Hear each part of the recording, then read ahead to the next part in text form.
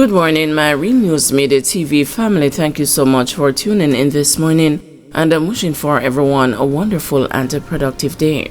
And in the news this morning, Manchester man who allegedly shot another in the face turns himself into police. A 24-year-old Manchester man is facing several charges, including wounding with intent and the possession of a prohibited weapon, after reportedly opening fire at another man during a confrontation on September 25. Charged is Jamar Plummer, otherwise called the Don, of Trinity District in the parish. In addition to the possession and wounding charges, Plummer has also been charged with unauthorized possession of ammunition and using a firearm to commit a felony. Reports from the Porus police are that about 7:50 a.m., Plummer, who was reportedly riding a motorcycle, attacked a man and opened a gunfire, hitting the man in the face before fleeing the scene.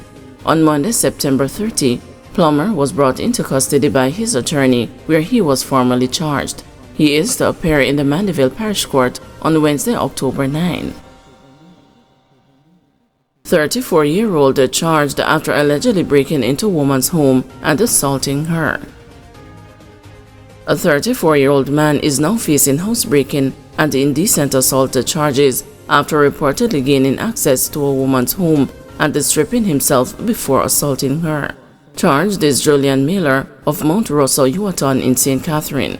It is reported that on Wednesday, September 18, in the roadside district of Yuaton in the parish, Miller removed the window to a woman's house, entered and undressed himself.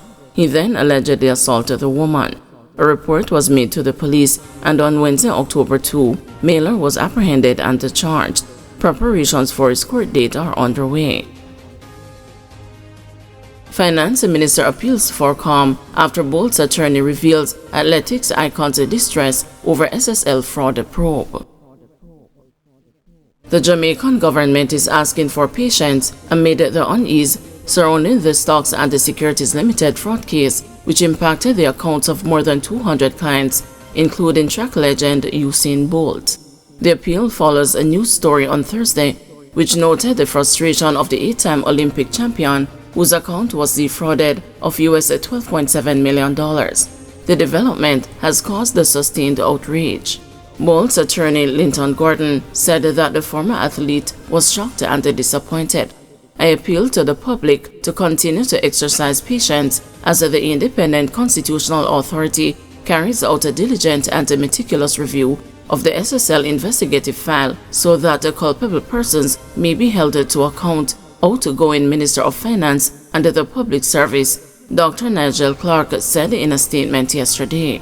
Further, Clark noted that the Financial Investigations Division reported in December 2023 that it had submitted a file on the findings of the SSL investigation to the Office of the Director of Public Prosecutions for a ruling. The FID stated that prosecutors are reviewing the evidential material to discern the possible charges. 10 months later, Clark said the two bodies met several times, including within the last month, about the SSL file. Among other things, the ODPP has recommended that the FID collects 3 further statements, the process of which has already commenced. I understand the frustration and I desire for tangible results. I share these feelings too. However, I ask the public to reflect on the fact that there can be no better demonstration of transparency in this matter than our decision to procure the services of an international forensics audit firm to support an independent and thorough investigation as we have done. And there can be no better indication of the importance attached to this investigation than the fact that, despite the complexity of this matter, with 200 affected accounts, and despite the timeline of the fraud that spanned more than a decade, the investigative bodies were able to submit a file to the ODPP in December 2023 for an investigation that began in January 2023, Clark said. He said a precedent for this level of efficiency among similarly complex financial frauds of the past may not exist. Finally, we must remember that the ODPP is a constitutionally independent office with great expertise and experience, he said. The multi-billion-dollar fraud at the investment firm dates back to at least 2010 but only came to light in January 2023. The finance minister said this was a punch to the gut for all Jamaicans, noting that the magnitude of the fraud, its duration, and the fact that the victims included several elderly Jamaicans as well as a beloved icon shocked the nation. Clark said he shared and still shares those emotions. He said the policy of the government remains to leave no stone unturned, get international help, and follow the evidence wherever it may lead. I have repeated this policy mandate several times, including in my 2023 and 2024 budget presentations and in statements issued to the press and uploaded to my social media accounts. Consistent with this policy, in January 2023, within days of the allegations of the fraud, I wrote to the Foreign Commonwealth and Development Office of the British High Commission and requested their assistance in identifying international forensic auditors who could assist with an investigation, Clark said. As a result, he said the government, through the FID, engaged the Kroll Associates UK, a multinational firm of forensic auditors who have considerable global experience. He said it was important that an international firm that has no connections in Jamaica and one with deep expertise was engaged.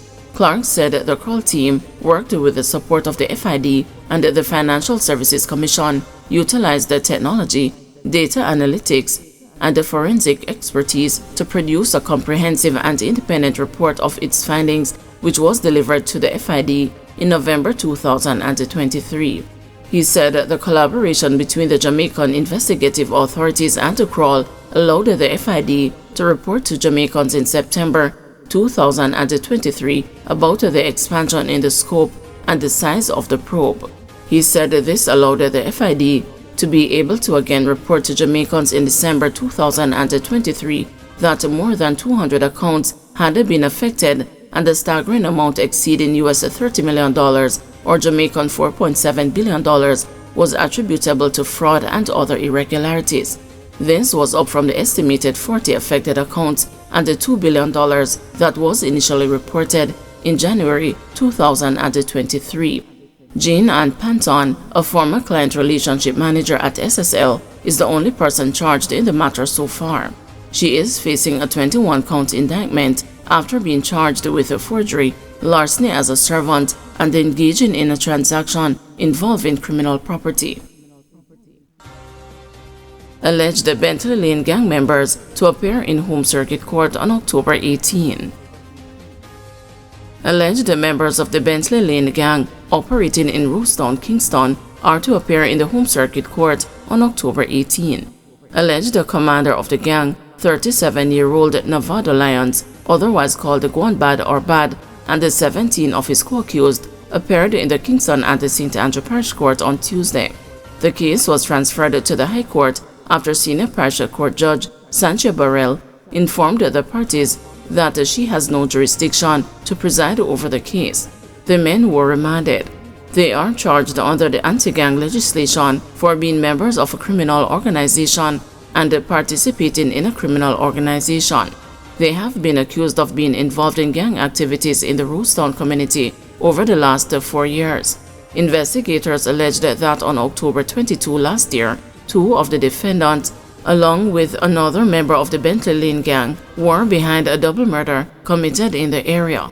The murder was said to be in reprisal for the killing of a member of the gang in the community. 2 Jamaicans on drug charges get bail, Haitian counterparts remanded. 2 Jamaican men who were captured last month, along with 2 Haitian nationals, in a drug operation in St. Ann, have been released on bond. Anthony Ferguson, 47, and Andre Gordon, 23, were each offered bail in the sum of $600,000 when they appeared in the St. Ann Parish Court. But the 2 Haitians were remanded and are to return to court on October 10. Investigators reported that on September 6, the Narcotics Police conducted an operation at a house in Runaway Bay, St. Ann. 200 pounds of ganja and a quantity of US counterfeit notes were reportedly seized in the raid. The Jamaicans and Haitians who occupied the premises were arrested and later charged. The Jamaicans are represented by attorney Oswest Senior Smith. Guys, thanks for watching. Please join us this afternoon at 2 p.m. for another news update.